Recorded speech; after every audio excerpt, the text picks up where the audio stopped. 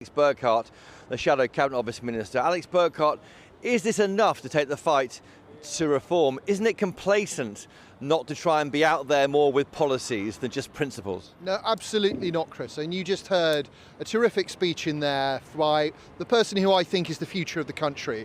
Honest, brave, tough, won't run away from the difficult issues. What she's doing is setting out the space from which we're going to build policy. She said, public are sick and tired of people coming out with ideas that they haven't thought through.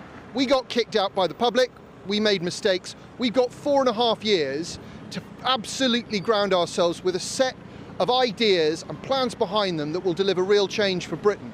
Labour Party haven't done that, and now we're seeing the consequences. It just walked in, thought it would be easy, thought everything would fall into their lap. We are not going to make the same mistake. We are absolutely getting into the tough issues, and by the time of the next election, let me tell you, we will be completely ready to turn this country around. That's a 4-year wait. By then, Nigel Farage might have amassed AMs in Wales, MSPs in Scotland. He'll have momentum.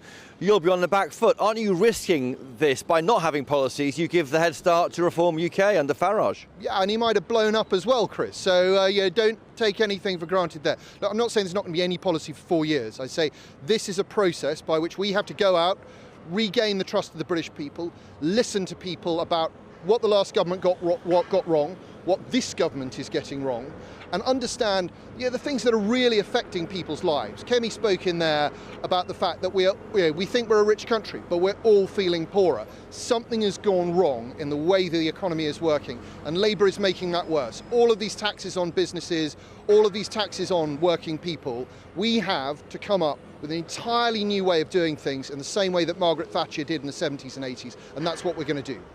Kemi Badenoch ruled out a merger with Reform UK before the election. Do you share her confidence? If you put those two poll numbers together, you're 15 points, 20 points ahead of Labour. You're shoo-in for number 10 if you can do a deal with that man Farage. Well, Nigel Farage has said that he wants to destroy the Conservative Party, so that would be an interesting first date, wouldn't it? That's a definite no then, is it? I can't see it happening under these circumstances. And just finally, when will we be hearing the policy platform from the party? We are hearing more and more from Reform UK.